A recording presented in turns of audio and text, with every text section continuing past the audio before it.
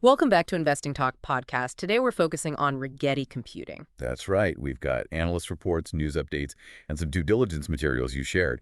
Our plan today is to pull all that together, really synthesize it, and give you the key takeaways on Rigetti, especially given how fast things move in quantum computing. We'll unpack their financials, where they sit compared to competitors, and some, pretty significant recent news that's got people talking. Think of this as your shortcut to getting up to speed on Rigetti right now.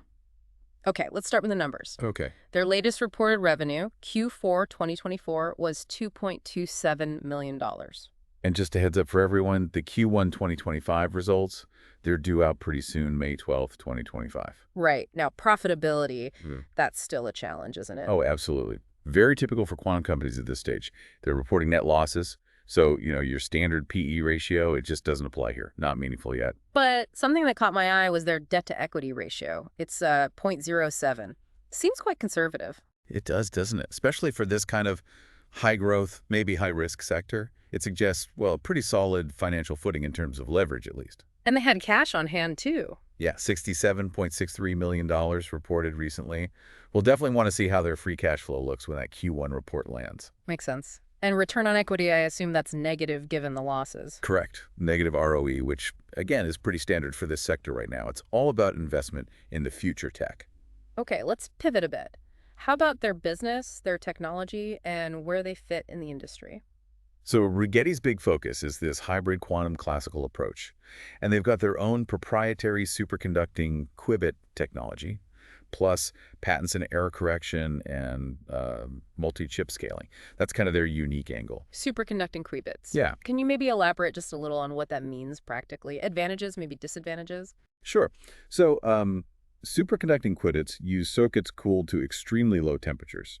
Think near absolute zero. An advantage is potentially better scalability compared to some other methods.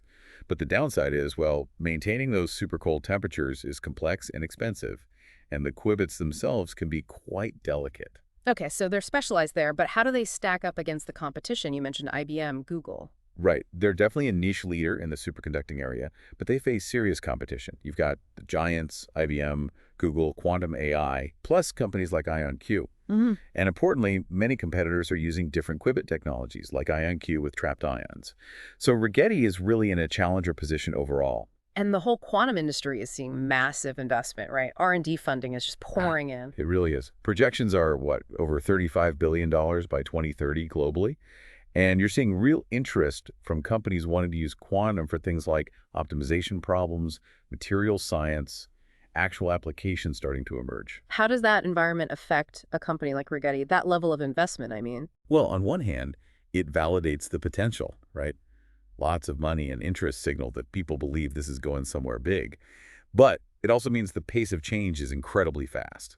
There's a real risk that, someone else has a breakthrough, and current approaches, maybe even Rigetti's, could become less relevant. Rapid obsolescence is a definite risk. And regulation, is that a factor yet? Not heavily yet, but it's on the horizon. As the tech gets more powerful and applicable, governments will likely step in. That's something all players need to anticipate. Let's talk leadership. Dr. Sumedh Kulkarni is the CEO. Background in semiconductors, advanced materials. Sounds relevant for scaling up. Yes, that experience in scaling manufacturing, especially from the semiconductor world, is definitely valuable. Building complex hardware reliably is crucial. But his direct quantum experience before Rigetti wasn't as deep, apparently. That's noted, yes.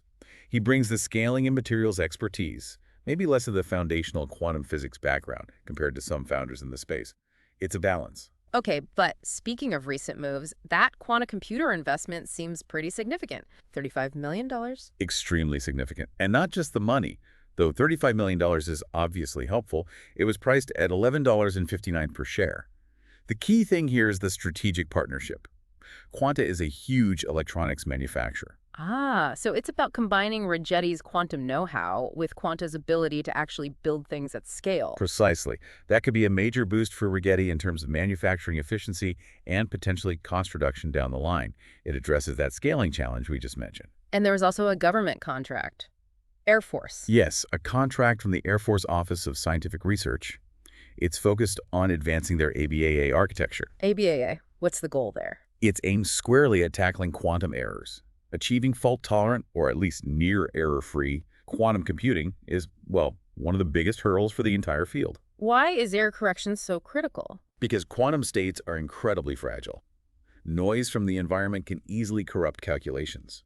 Without robust error correction, complex quantum algorithms just won't give reliable answers. So this ABAA work is fundamental. And their UK division is also leading a group focused specifically on error correction features. They seem very focused on this problem. Okay, so technology progress, strategic investment, government contracts. How's the stock market reacting to all this? Well, the stock itself is known for being highly volatile. Hmm. That's pretty common for companies in this phase, in such a potentially disruptive sector. But the Quanta deal and the contract wins, they must have had some impact. It seems so, yes.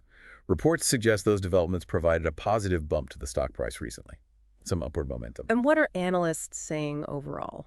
Generally, analysts recognize the technology, the potential advantages Rigetti has. They see the innovation. But they're also pretty clear that profitability is likely still some years away. There's an understanding of the long road ahead, the R&D costs involved. So how does Rigetti compare if we look closely at specific competitors? You mentioned IonQ earlier. Right, IonQ uses trapped ion technology, which is fundamentally different from Rigetti's superconducting qubits. Different strengths, different challenges. And compared to D-Wave. Rigetti appears to have a stronger liquidity position based on the available data than D-Wave. What about IBM and Google, besides just being bigger? They have immense resources, obviously, but their focus might be more heavily weighted towards providing quantum access via the cloud. Rigetti talks about a more full-stack approach, hardware, software, the whole system. It's a slightly different strategic emphasis, perhaps. Okay, so let's try and pull this all together. What are the key things you think our listeners should really take away about Rigetti right now? I think the main points are, one, they're making clear technological progress, especially with their superconducting approach and focus on error correction. Two, that quantum computer investment is strategically very important, potentially solving manufacturing challenges. And three, for anyone watching the company, that May 12th earnings report for Q1 2025 is crucial. You want to see updates on their financials and progress on their tech roadmap, like the Anka-class systems. Anything else to keep in mind? Any particular ratios or risks? Well, the price-to-book ratio is relatively high. That suggests the market is baking in quite a bit of future growth expectation. Meaning execution is absolutely critical for them. Exactly. They need to deliver on their promises and technological advancements to justify that valuation. And always, always remember the risk of technological obsolescence in quantum. Things could change very quickly. That's just the nature of this field. So, wrapping it up, you've got a company with interesting differentiated tech in a high-growth, high-potential sector. They're landing strategic investments, government contracts. But, like most in the quantum space, profitability isn't here yet, and the tech landscape is incredibly dynamic, constantly shifting. It really highlights the speculative side of investing in quantum computing, but also the potentially huge upside if they get it right. Absolutely. We definitely encourage you to keep an eye on that upcoming earnings call and just follow the developments in this whole fascinating area. And if this look into Rigetti Computing got you thinking, please do subscribe, like this discussion, and maybe leave a comment with any questions you still have. We always appreciate hearing from you.